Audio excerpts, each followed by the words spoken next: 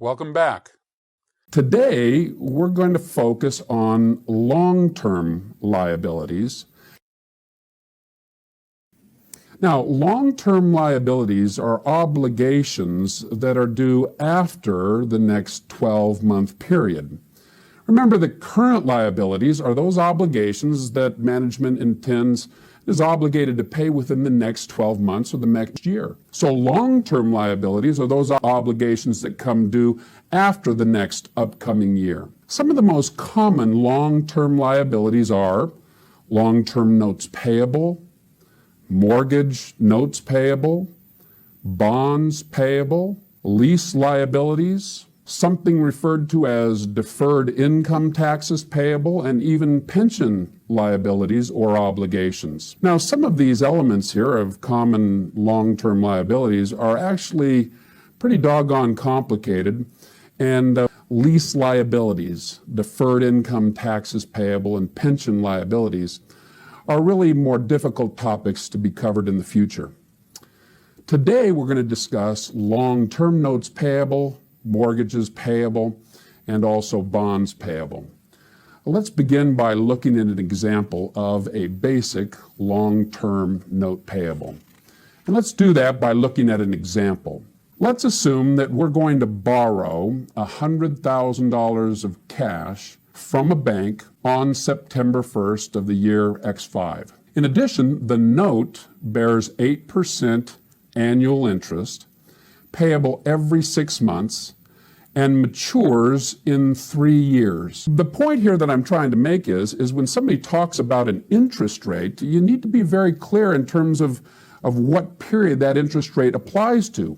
This note bears interest at 8%, but it is an annual interest rate. It's not 8% per month, it's 8% per year. Unless stated otherwise, we will assume that the interest rate that is provided in any of these problems, and this is typically the way it is in the real world, that any interest rate that's provided is assumed to be an annual interest rate. I mean, that's what I assumed when this guy made this particular loan proposal to me. In this case, the note bears 8%, that's an annual interest rate, and it is payable every 6 months. Well, if it's an annual interest rate, 8% on $100,000 means $8,000 of total interest for the entire year. If it's going to be paid every 6 months, then half, or $4,000 of the total amount of $8,000 of annual interest will be paid every 6 months. And then it says that the note will mature in 3 years. This term maturity means when the principal will have to be repaid. So we're going to borrow $100,000. We're going to pay $8,000 of interest annually, but $4,000 every 6 months. And at the end of 3 years, we're going to have to repay the full amount of the $100,000 borrowed. Let's look at the entries that we would make from an accounting perspective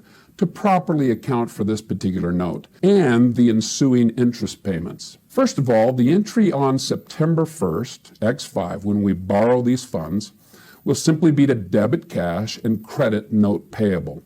Now, note payable is a proper term because when the bank loans us this money, they are going to want to have some quality documentation to make sure that it is very clear exactly what the terms of this obligation are and that it's legally binding. So an actual prepared document called a note payable will be completed, it will specify the terms, and when we borrow the money, we'll actually sign that note payable, saying that we are accepting this obligation to make the payments required in the future. The fact of the matter is on September 1st, when we borrow these funds, we really don't owe any interest yet. The only time that we actually owe interest is as time passes. In fact, if immediately following the borrowing of this $100,000, we said, hey, I've kind of changed my mind and I really don't need to borrow this, and so I'm just going to pay you your money back. Well, theoretically, we might owe them 10 minutes worth of interest or something like that, but really,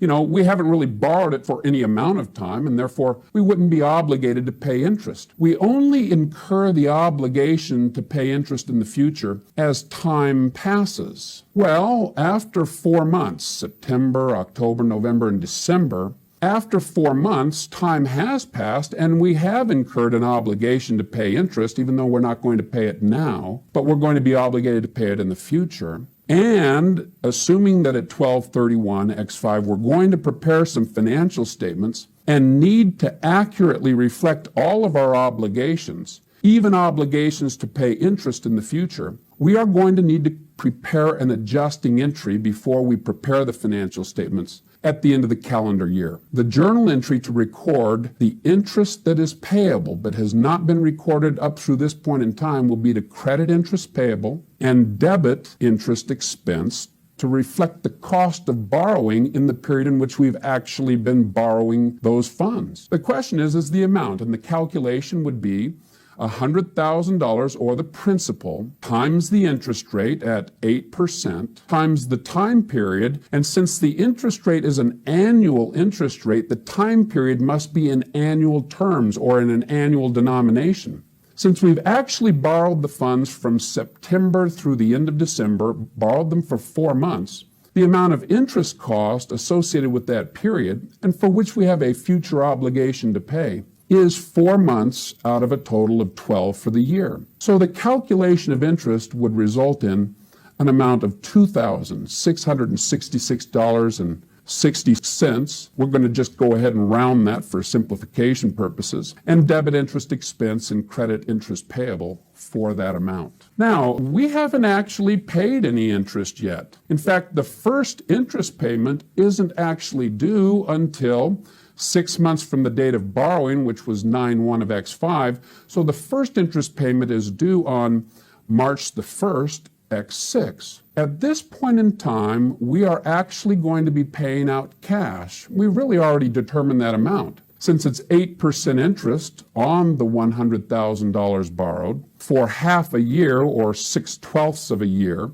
the amount of interest that is going to be paid at the end of 6 months is $4,000. So we'll credit cash for $4,000 and debit part of that $4,000 represents the interest cost for the previous period of X5, September through December, that has actually already been recorded as interest expense and as interest payable. So that $2,667 of interest that has already been reflected as an expense and a payable for last year is not going to be recorded as an expense again. In fact, we're going to have to simply record the fact that we are paying now the obligation that we've previously recorded. We'll debit interest payable for $2,667. The amount of interest cost in the current year, since we're paying this on March 1st, we're also paying interest for January and February of the current year. Well, 2 months worth of interest at 8% on $100,000 principal is $1,333.33, or just rounding. We'll say we need to debit interest expense to reflect as an expense in the current period for the first 2 months of this year, $1,333. Now, the next transaction doesn't take place until another 6 months passes by. In fact, as 6 months pass by and we come upon the date of September 1st, X6, we have to make another interest payment. And the amount of the interest is for that 6 months. And again, we're making annual interest of 8% or $8,000, but we're making them semi-annually at $4,000 every 6 months. So the credit here to cash is for $4,000. And the debit is to interest expense. This is the cost of borrowing from March 1st through September 1st, and we're just going to call it an expense because we haven't previously recorded this interest cost for this period of time. Well, the next payment doesn't take place until the next March 1st of the following year, X7. And so do we need to make any kind of entry before then? And the answer is yes, because if in fact we're going to prepare our financial statements at the end of every year, so far we've accounted for the cost of interest for the first 2 months of the year and then the next 6 months of the year, but we have not yet recorded any interest for the period of September 1st through December 31st of this current year in X6. And so we're going to have to make an adjusting entry again to properly reflect the amount of interest expense and the obligation we have to pay interest in the future as a result of the 4 months of passage for which we haven't paid interest yet. So again, the same adjusting entry, credit interest payable and debit interest expense for $2,667, which represents 4 months worth of interest. We have completely accounted for the cost of borrowing for September through December 31st of X5, and then for the entire year of X6. How much actual interest expense has been recorded for the current calendar year of X6?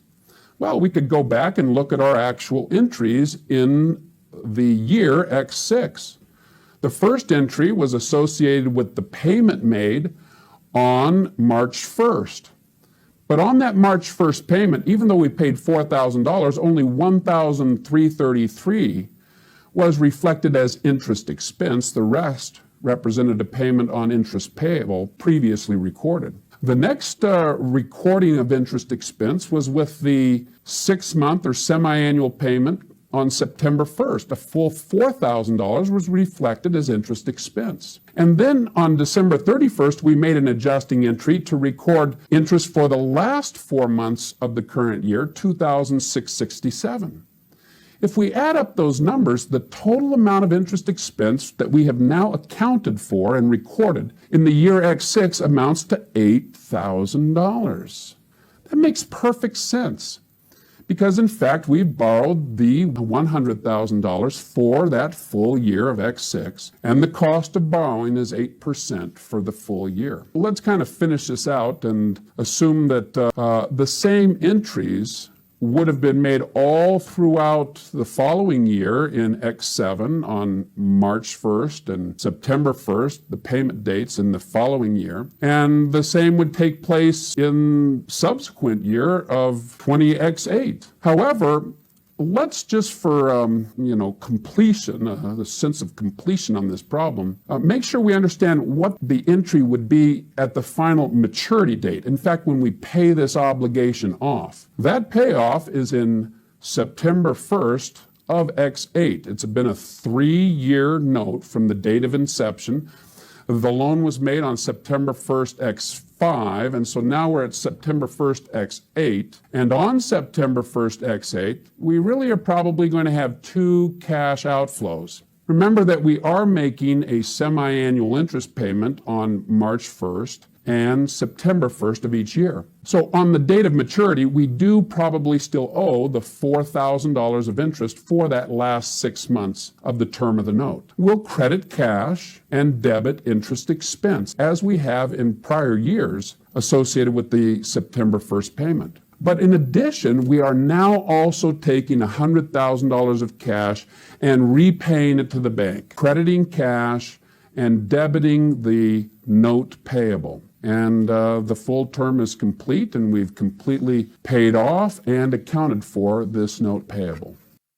Now let's review the solution to this problem. Again, the arrangement for this note is that on May 1st of X4, we borrow $15,000 of cash from a local bank under a note bearing interest at 12%. That's an annual rate of interest, payable annually at May the 1st of X5, the following year, and May the 1st X6, the subsequent year. The principal amount due at maturity is due at maturity, and that date is May 1st X6. So the term of this note is 2 years. The problem then asks you to make all of the entries necessary to record the funding of this note, the proper recording of all interest, and the final payoff. Let's go ahead and look at those entries.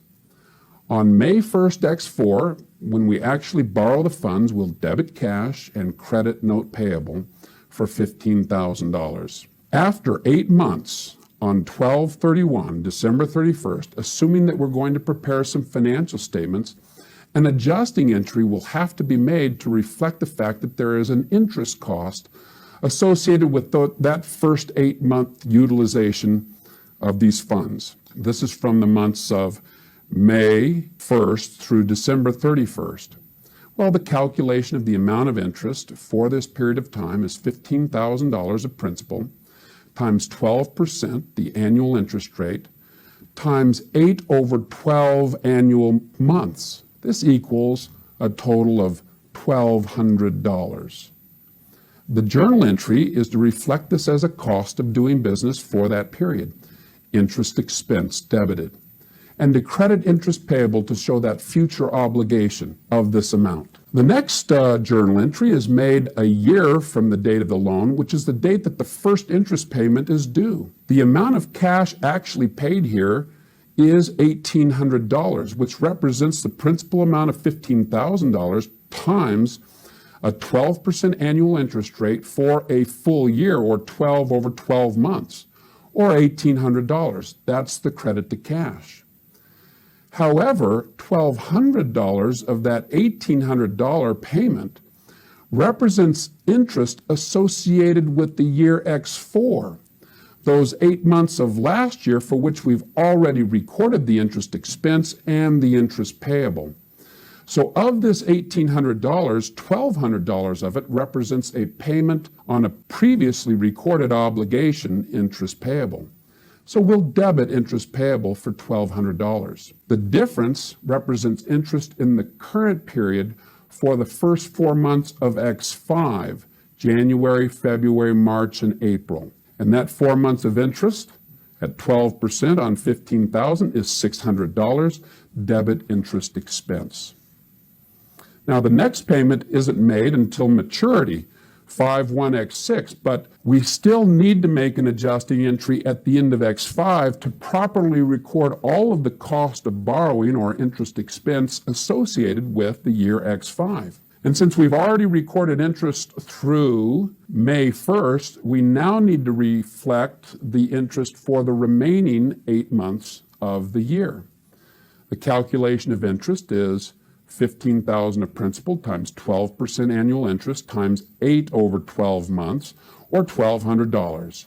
Credit interest payable and debit interest expense.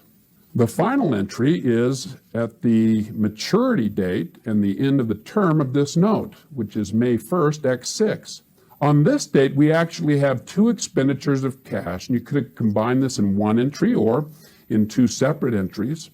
At this point in time, we are going to pay the interest due for the previous 12 months. So we'll credit cash for $1,800, which is 12 months worth of interest, debit interest payable for $1,200, because of this $1,800, $1,200 worth of it, or 8 months worth, is associated with interest that has already been recorded in the previous year. The remaining $600 is the interest cost for the first 4 months of the current year and needs to be reflected as an expense in this year. Debit interest expense for $600. In addition, at the maturity date, we pay off, or are supposed to pay off, the full amount of the note payable, or the principal amount. So we'll credit cash for $15,000 as we remit that payment, and then we debit notes payable for $15,000 to show its payoff.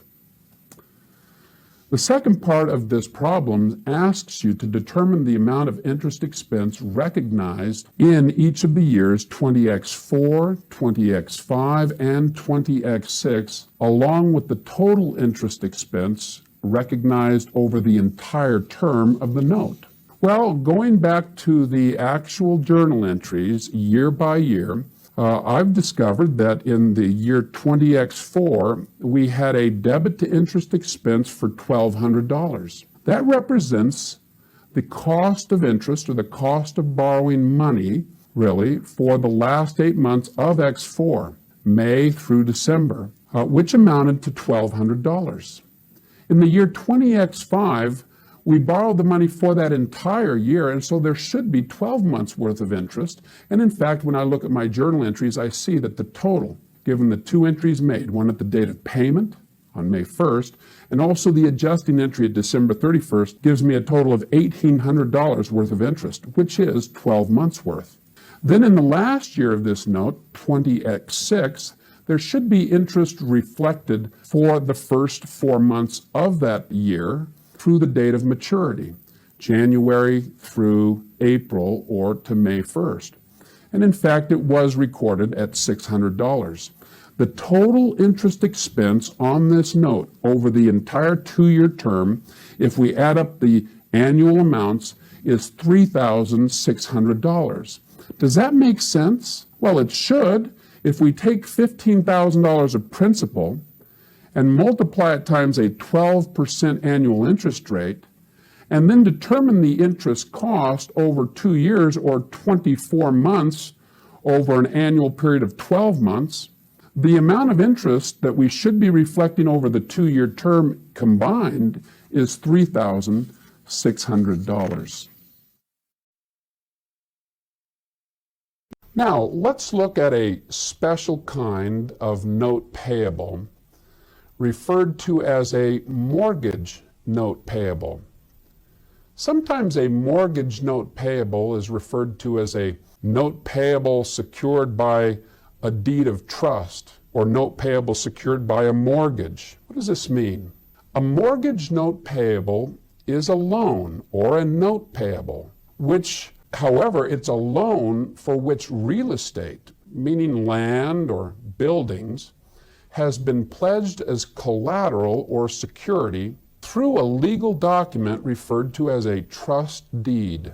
This legal document, a trust deed, authorizes a third party to sell the property in the event of a default on the note payable secured by the deed of trust. And then that third party would disperse the proceeds from the sale to the lender. Mortgage notes payable are usually created in conjunction with the purchase of real estate. Let's assume that you've identified, for example, a condominium that you'd like to buy, and the price of the condominium is $150,000. Now, you've saved up $15,000 of cash, but the price is $150,000, so you don't have enough cash to actually buy it.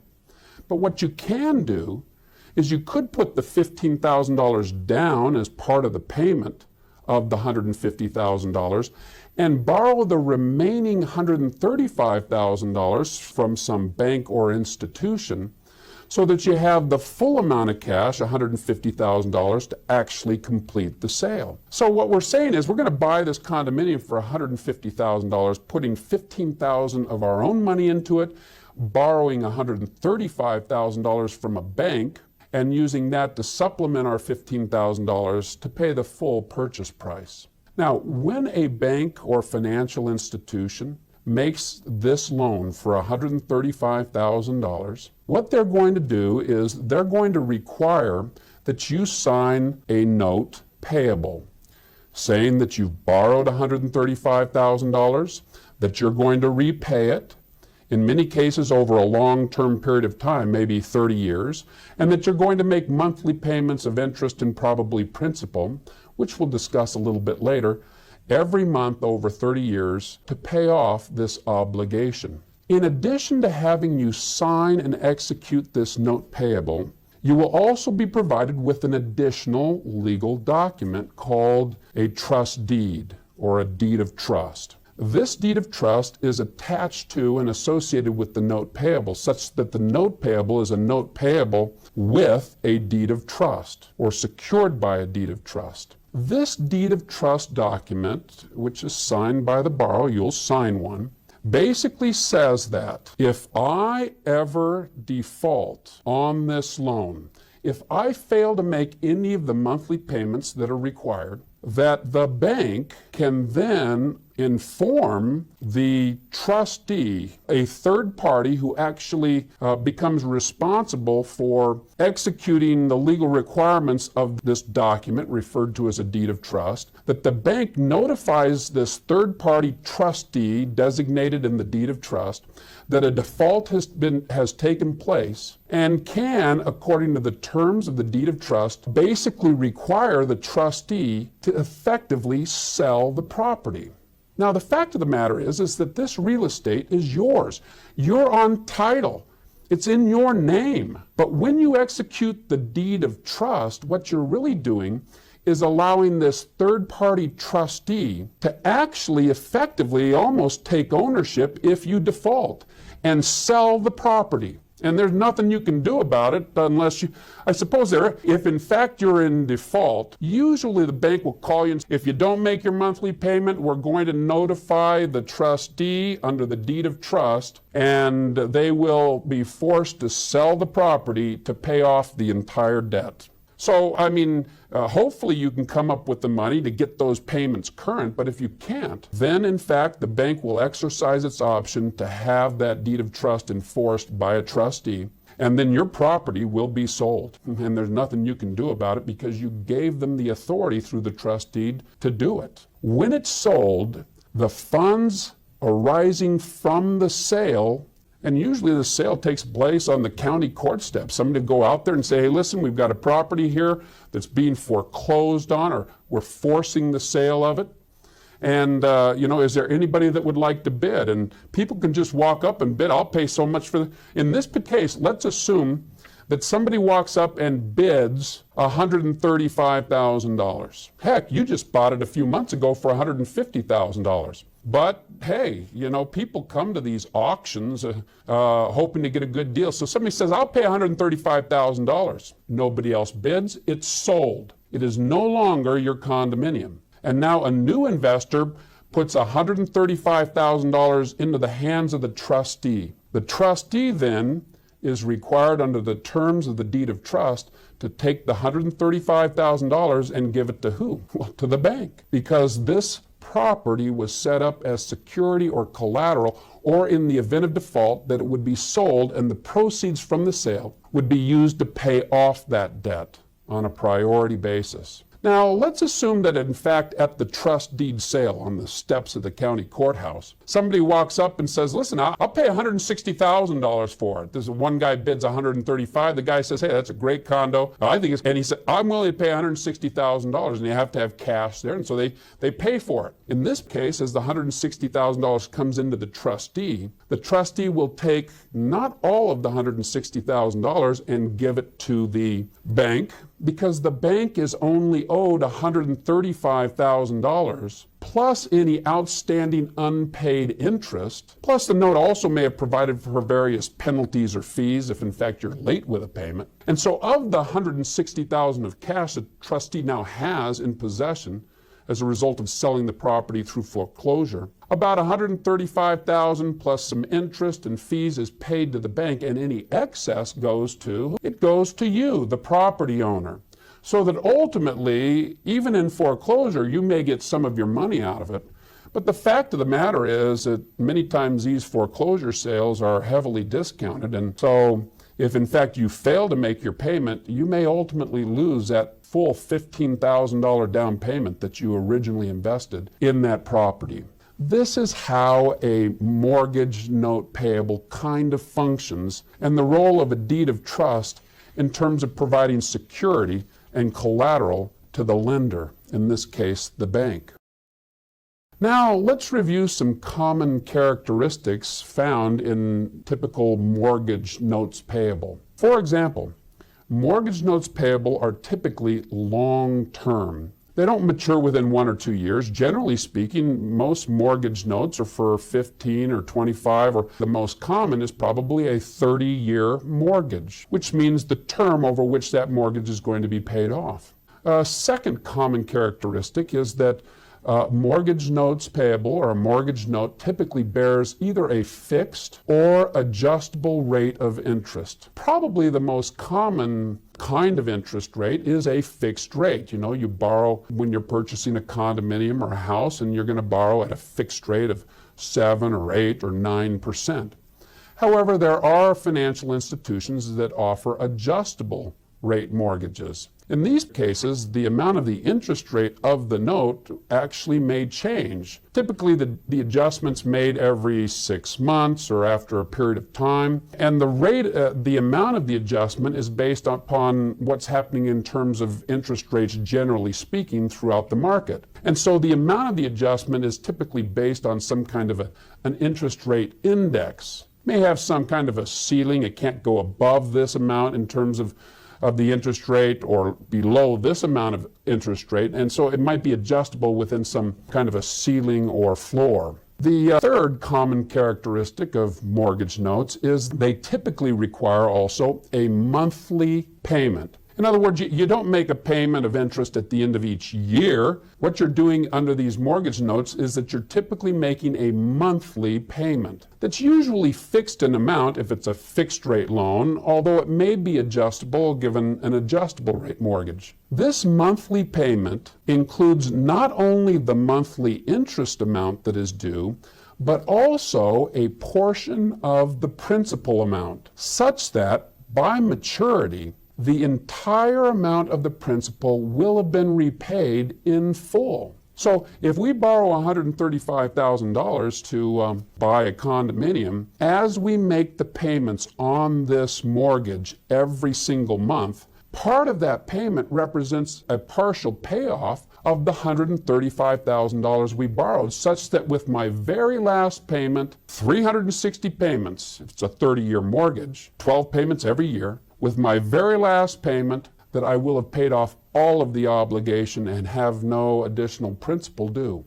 This is referred to as a fully amortizing note and is typical for most mortgages. In addition, most mortgage notes payable also provide that with the monthly payments, the amount that is paid will first be applied to any interest due at the time of the payment, with any excess above the amount of interest due to be applied as a reduction or payoff of principal. Now, let's kind of see how a mortgage note payable actually works in terms of the payments and accounting for the interest and the partial principal payments with a fully amortizing mortgage. Here's a different loan, and let's look at the terms of this and see if we can do the accounting for this mortgage note payable.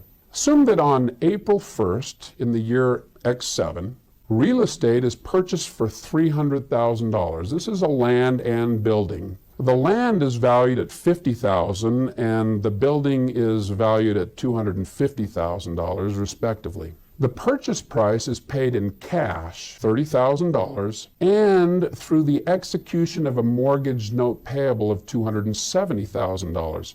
So we're paying for the $300,000 price tag of this real estate by using $30,000 of our own cash and effectively borrowing $270,000 to complete the transaction. The journal entry to record the purchase of this real estate would be to debit land for $50,000, debit building for $250,000, credit cash for $30,000, and credit mortgage note payable. Now, the reason why we're going to debit both land and building separately rather than combine and just call it real estate is because land is not depreciable, but buildings are. And so we must distinguish these two assets because the amount of capitalized cost of the building will have to be depreciated on our books, and we need to know the amount of that depreciation.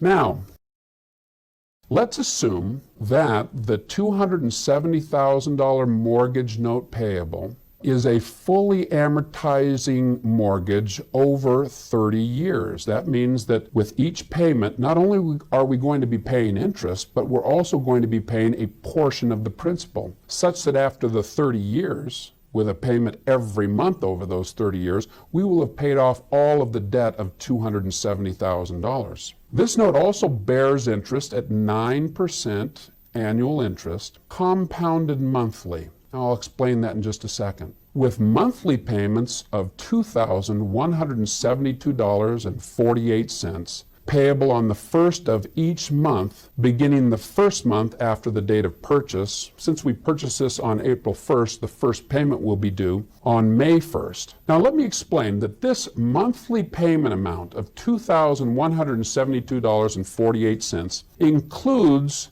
a monthly amount of interest that's due and a portion of principal payoff. How the heck did we come up with that number anyways? Well, if you have a very simple, basic financial calculator, you can make this calculation by simply inputting the amount of the principal of the note, $270,000, the amount of the annual interest rate, and the term of the note, which is 360 months in this case. And then that calculator will spit out 2,172.48.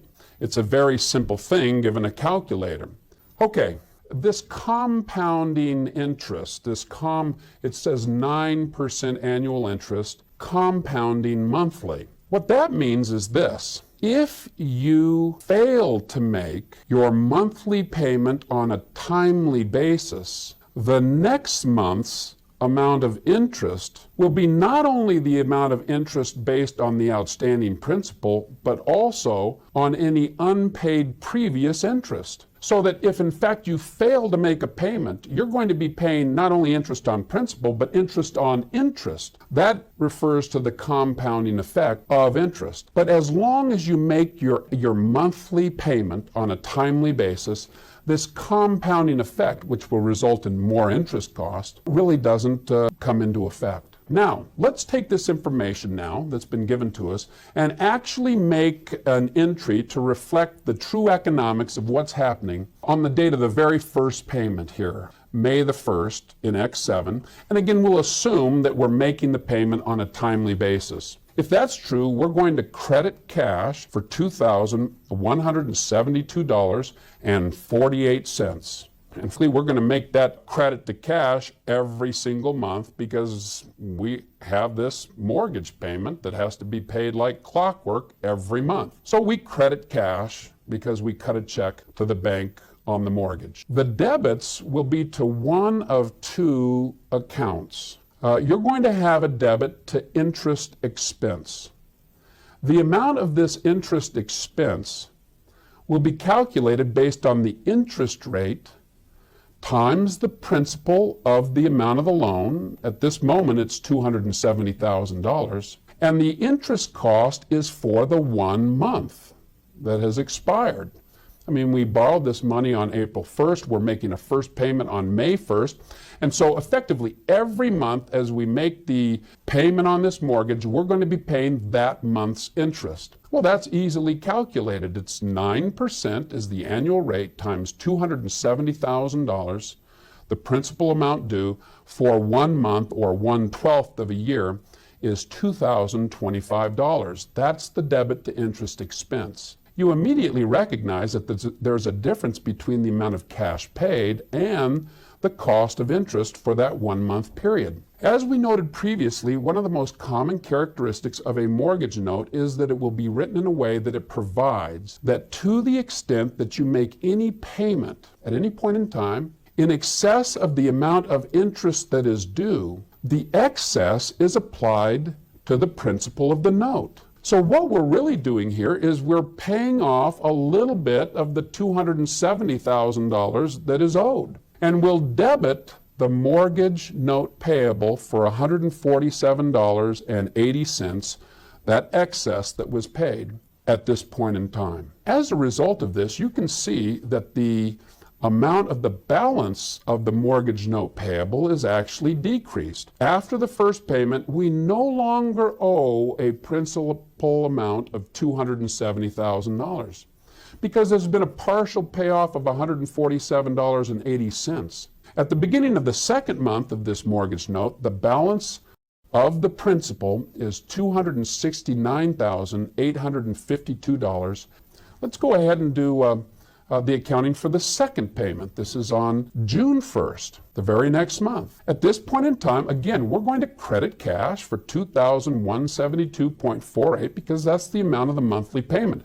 And it will be the amount of the monthly payment under a fixed rate loan every month for the next 30 years. The debit is to interest expense for the cost of interest, the cost of this borrowing at 9% for 1 month, which is $2,023.89. How did I come up with that number? Well, it's 9% times the principal balance. But here's where sometimes they make kind of a dumb mistake. The principal balance after the first payment is no longer $270,000. The amount of interest will be calculated based upon a declining amount of principal. because with every month we're paying a little bit off. And since interest is calculated based upon the principal balance outstanding, how much we actually still owe, the 9% should be applied to $269,852.20, which is the principal balance after the first partial payoff. This interest will be for 1 month, 1/12 of the year,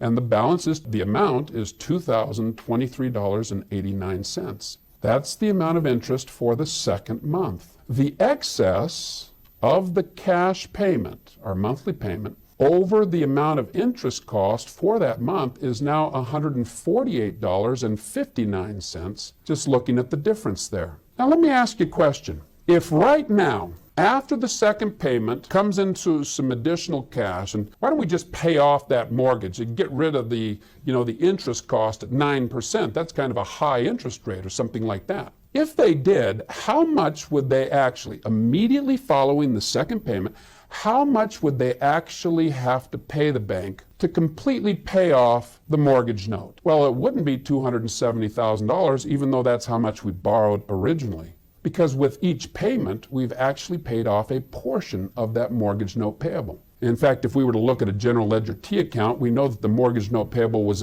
originally a credit for $270,000. But with each payment, there's been a partial or a small portion of payoff of the mortgage note. The first payoff was $147.80, and the second one with the second payment, $148.59, such that the running balance of the mortgage note payable is $269,703. That's how much is owed at that point in time.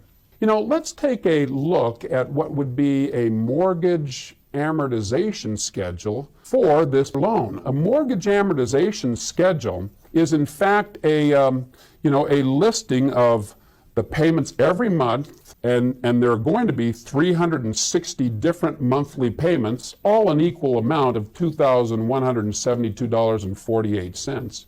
And it will show us with each of those payments how much of that represents a payment of interest and how much represents a payment of principal. By the way, maybe I should, when I see this word amortization schedule here, some of you are probably thinking, you told us that the term amortization is a term used to show the allocation of cost of an intangible asset over its useful life. Well, you're right, and this is just a different utilization of this term. There are some common characteristics. Amortization of an intangible is resulting in the reduction of the cost of the intangible as we allocate it to expense over time. What we're talking about here is the reduction of the principal of the note as we make monthly payments. So maybe there's some correlation in the terminology here, and that amortization means a reduction of or using up over time, but they're very different. And so you should be aware of the different utilizations of this term amortization. In this case, a fully amortizing mortgage is really talking about the full payoff of the principal balance over the life of the note through the monthly payments. If you look at this amortization schedule, and again, these numbers will coincide with our original two entries, because in the first month we made a payment at the end of the first month of $2,172.48, and the portion of that representing interest we calculated at $2,025. The excess was $147.80. And again, in the next month, you see we made exactly the same amount of payment. But at this point in time now, the principal balance has been reduced by that partial payment in the first month. As a result of that, the amount of the interest cost is a little bit less. It's a little over $1 less than it was the previous month. That's because the amount of interest applied to the principal, because the principal balance is actually reducing or declining, the amount of interest is fractionally lower in that second payment. And as a result, the amount of the principal payoff has actually increased a little bit over the amount of the principal payment in the first month. And you can see that pattern kind of continues. The amount of the interest portion of a payment gets a little bit lower and lower and lower as you look through the first 8 payments. And the amount applied to principal is increasing a little bit. Again, because we have a common amount of the payment, and whatever is applied to interest in the excess is applied to principal, and so as the interest portion reduces, the principal application is increasing. But it isn't increasing that much. However, when you get down to to month number 358, that over time, the principal reduction with these payments over 29 years, that the amount of the principal balance has now been reduced from an original amount of $270,000 to only a balance of $6,420.86. That seems almost unbelievable how significantly it's been reduced, given the fact that we were really applying small amounts to the reduction of principal. But as time passes, this change becomes more significant. Look at this payment in month number 358. The amount of the payment is $2,172.48, the same amount, but notice that the amount of interest is very low, because 9% interest on a balance at that moment of only $6,420 means that the amount of interest for 1 month is not much. You can see that in these last years of the mortgage, that most of the monthly payment is being applied to the principal balance. In fact, if we look at the very last payment, the principal balance outstanding is $2,156.28, and of the full amount paid, the monthly payment of $2,172, there's only about $16 of interest, and all the rest finally completes the payoff of the mortgage note. If we then went to the principal portion column and simply added up the amount of principal payments made and applied to the principal, for all 360 months, it will equal $270,000. That's how much we borrowed. That's how much we must have paid over the 30-year period in terms of principal. Notice the staggering amount of interest that was paid. I mean, here you thought you were buying some real estate for, what was the original amount? $300,000, and you borrowed $270,000 to do it. And you paid over $500,000 of interest, basically to finance that purchase of that real estate over a 30-year period. How do you really build equity in real estate? In this context, I'm going to define equity as the amount of cash left to the owner in the event of the sale of the property. So to build equity means that if we sell it, I'm going to get, how much cash will I get? And that'll be certainly after the payoff of any liabilities. And how can we build this cash that we would get in the event of a future sale? Well, let's go ahead and look at this problem that we've kind of been using as an example and assume that we're going to purchase some property. And maybe it's a home or something like that. It's a nice home, or whatever, depending upon where the area is. So we're going to, buy real estate for $300,000. We put $30,000 of our own cash down, borrowing the remaining $270,000 to complete the purchase, and executing a mortgage note payable for that $270,000. At that moment, I would probably say that you as the owner have $30,000 of equity in the property. It's how much cash you have in the property. So now let's kind of move forward. Let me ask you this. What would be the proceeds if in fact of cash, if you now sold that property, let's say 2 months later? So you buy it, $300,000, and now you sell it 2 months later for $300,000 cash. If that were to happen, and assuming you got the full $300,000, and I'm going to assume that there are no selling costs. If in fact 2 months after I buy this real estate for $300,000, I sell it to somebody else for the same amount of $300,000 without any selling costs. Because I've made 2 payments on the mortgage note, assuming I have done that, the payoff of the mortgage note at that point in time, taking the $300,000 of cash I received from selling the property, I would have to take $269,704 of that cash to pay off the mortgage note that was originally $270,000. That would leave cash in my pocket of $30,296. What was the buildup of my equity over 2 months of ownership? Well, the buildup here over 2 months of ownership was a not very significant $296. Effectively, I'm just getting $296 back from the monthly payments that I made over the first 2 months. You know, when you really think about it, when you make your mortgage payments, especially in the early months of a mortgage, almost all of that mortgage payment represents payment of interest. Very little of that actually represents payments of principal that build your equity in the property, where it's really your money into the property. So how do you really build equity in a real estate if you're not really doing it in a significant way through the monthly payment? Most of the buildup in equity on real estate comes from appreciation in the value of the real estate over time. Let's kind of continue and play this out a little bit. Let's assume that the property is sold after 1 year, and that in fact the value of the property has increased by about 10%. Well, a 10% increase on $300,000 would be a $30,000 increase.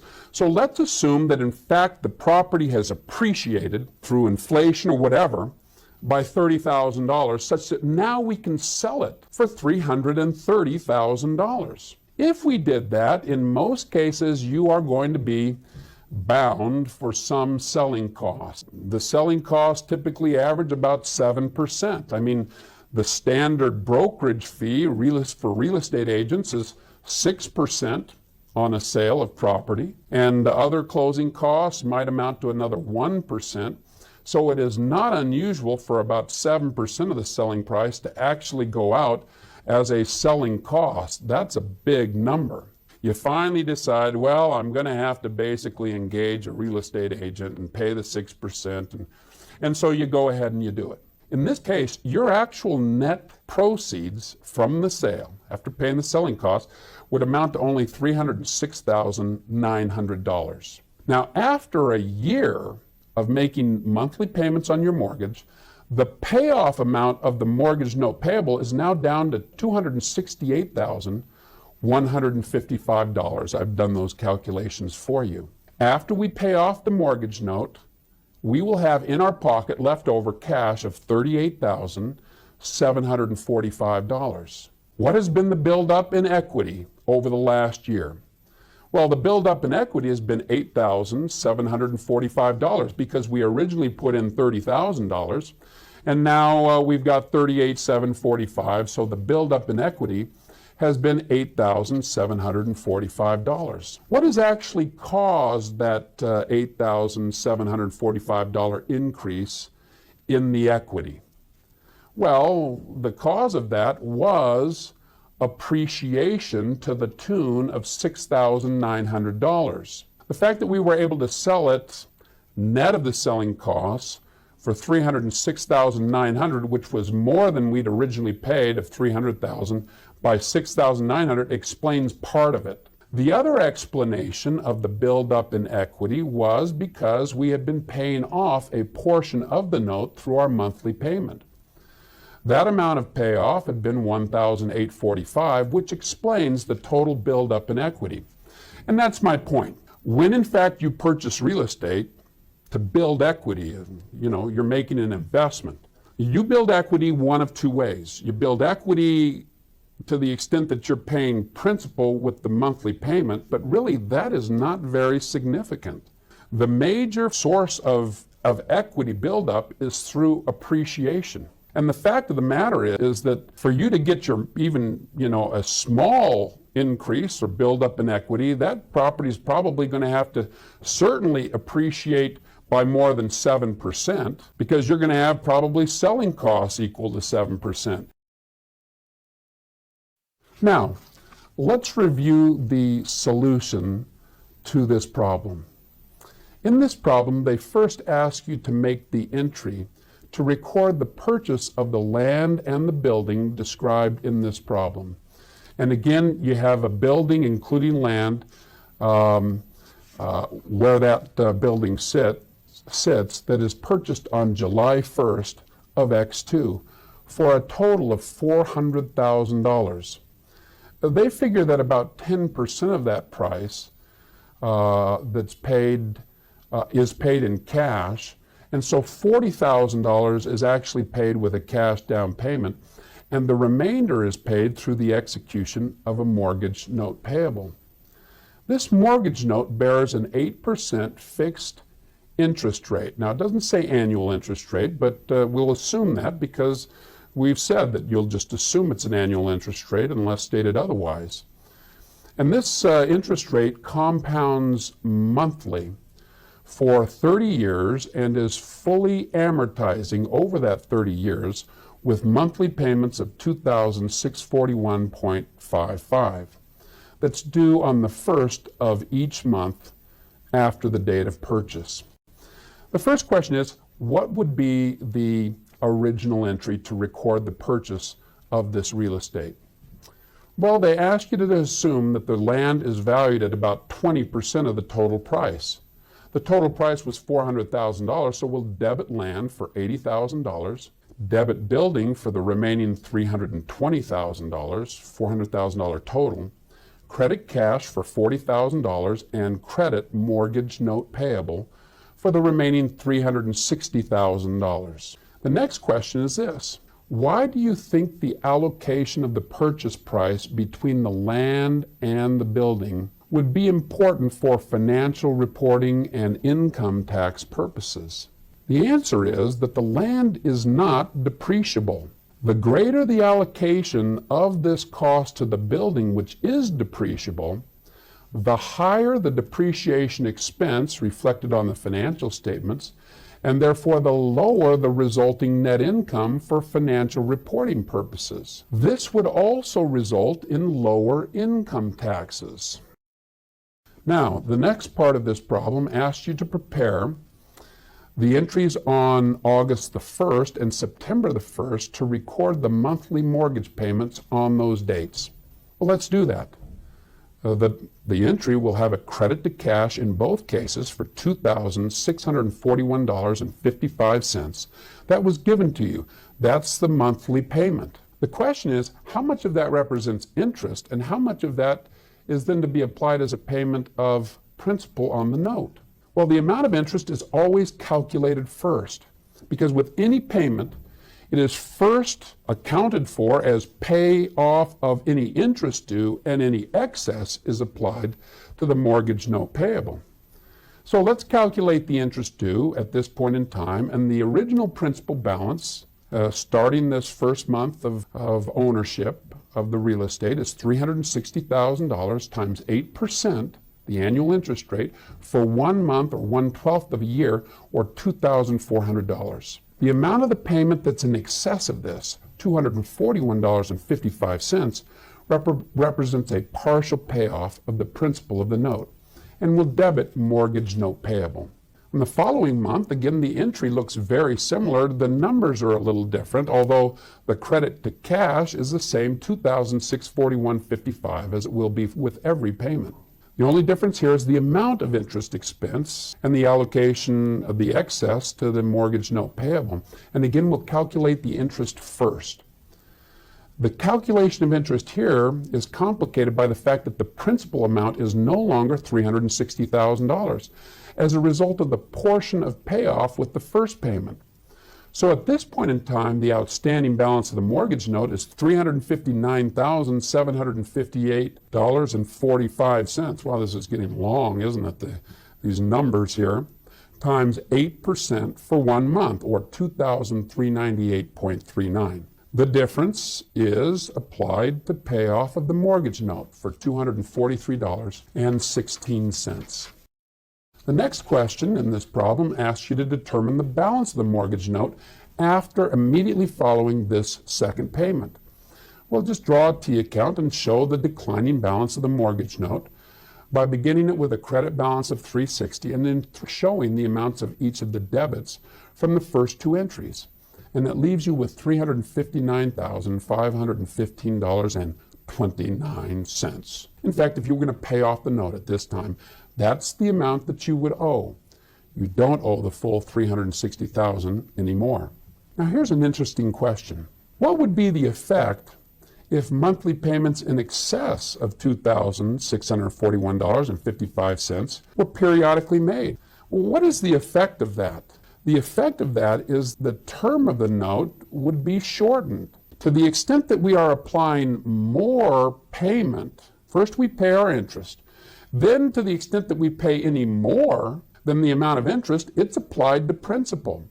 And as we pay off more of the principal, then in fact we'll pay off the total amount of principal before the 30-year period. And so the effect of that, in most mortgages, they will provide that if in fact you make more of a payment, it does not reduce your payments in the future. You'll still have to pay the $2,641.55 every month, but you simply won't pay it for 360 months if you make additional payoffs along the way. Now let's discuss another common form of long-term debt for larger and typically publicly held companies. This form of debt is referred to as bonds. A bond is a note payable arising from the borrowing of cash from the public. Let me kind of, give you an example. In order to capitalize my business, I need about $1 million, and I don't have $1 million myself, and I can't find any investors that are willing to put in $1 million, and I wouldn't want them anyways because, I don't want to share the ownership of this business. It's mine. So what I'd really like to do is I'd like to borrow $1 million. So I go down to the bank, and the bank looks at the deal and says, nah, we're not, for whatever reason, they don't want to make me the loan. And so, how the heck can I borrow this $1 million? Well, one way to do that would be for me to, we've kind of bonded in a very special way. A bond is a public borrowing by a company, and that company will execute a note payable, which is referred to as a bond or the bond payable. Well, let's go through an example of how this would actually work, and this will seem very familiar to you. Let's take an example where on November the 1st in the year X3, XYZ Corporation needs to borrow $1 million, and so they issue bonds equal to $1 million, or in fact, it's referred to as we're borrowing $1 million, which is equal to the face of the bonds. The face of the bonds indicates the amount that I owe these lenders, you, the public, lenders, or investors. I don't really like the term issued either, issued bonds. It sounds like we're selling bonds. What we're really doing here is we're borrowing $1,000 from 1,000 different people, and we're effectively executing a note payable saying that we owe that and we'll pay it back. And the principal amount is the face amount, and in this case, we're borrowing $1 million and we're promising to pay back $1 million. That's the principal amount or the face value. Now, I must tell you that bonds can be a little bit more complicated than this. In some cases, bonds might be issued at a premium or a discount. Issuing bonds at a premium means that I would basically get $1,005,000 and issue a bond that says I'm going to repay you $1 million. I'm getting more than I'm going to repay you. That would be issuing bonds or borrowing money at a premium. And sometimes it goes the other way. Sometimes bonds are actually issued at a discount where I might not get $1 million. I might get $995,000, but give you a bond that says I owe you $100,000 or owe the public. This concept of bonds being issued at a premium or at a discount actually is a fairly complicated discussion. We'll assume also that these bonds bear interest at an annual rate of 7%. And that 7% will be payable semi-annually. It's a 7% annual rate payable semi-annually. 7% is the annual rate on $1 million, means $70,000 of interest the company is going to pay every year. But since they're going to pay it semi-annually, half on May 1st and half on November 1st of each year, it'll be $35,000 at each of those dates, will be the interest payments. The date of maturity is November the 1st x6, so the term of this bond is, 3 years, because the initial borrowing took place, we'll assume, on November the 1st x3. Okay, let's make the journal entries that would be necessary to reflect this bond from the perspective, in this case, of the company borrowing the funds. Debit cash and credit bonds payable. It's just like a note payable for $1 million. We don't pay interest until May 1st of the next year, but we are incurring some cost of borrowing this money as time passes, and so an adjusting entry is necessary at 12/31. The end of that first year, X3. What is the amount of that interest? Well, it'll be $1 million times 7% is the annual interest rate for 2 months, November and December, if in fact we're trying to make an entry to account for the interest cost up through the end of the calendar year, assuming we're going to prepare financial statements and want to have an accurate accounting at that point in time. How will we record this interest calculation? We'll debit interest expense to show it as a cost of doing business this year, and credit interest payable for the $11,667. Then 4 months later, we have to make an actual interest payment of $35,000, which is half of the 7% interest due for an annual period. So we'll credit cash for $35,000, and we'll debit. Is it all interest expense in this period? The answer is no. In fact, this $35,000 represents interest for even the 2 months back in X3, which we previously recorded. So 2 months worth of interest, or $11,667, will be reflected as a debit to interest payable because we're simply paying off interest that had already been recorded as an expense and as a future obligation. And we're fulfilling that obligation. The remaining $23,333 represents the interest for the first 4 months of X4 up to May 1st. And that calculation is made by taking $1 million times 7% for 4 months, 4 over 12, is $23,330 rounded. 6 months later, on November 1st, we have to make another interest payment. We'll credit cash for $35,000 and debit interest expense. And then at the end of that year, we'll make the same adjusting entry that we made at the prior year. And then we'll make the same entries basically every year in terms of an adjusting entry over this 3-year period, and then payments on May 1st and November 1st that basically duplicate what we've done here. On the date of maturity, which will be November 1st X6, not only will we have to pay off the bond by crediting cash for $1 million, and we've got to pay that $1 million back, and debit bonds payable, but we also have to pay the last 6 months worth of interest, which hasn't been accounted for yet, assuming we've been doing it this same way over the years. And therefore, we'll credit cash and debit interest expense for the last interest payment due on November 1st for those last 6 months. Okay. Now let's review the solution to this problem. Remember that in this problem, on August the 1st, in the year X3, a company is borrowing $10 million of cash from the public through the issuance of bonds that mature in 3 years and bear interest at a rate of 9% annually.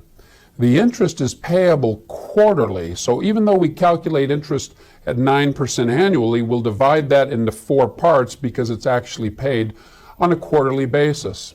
The problem then first asked us to prepare the entries, the journal entry or adjusting entries required at a variety of dates.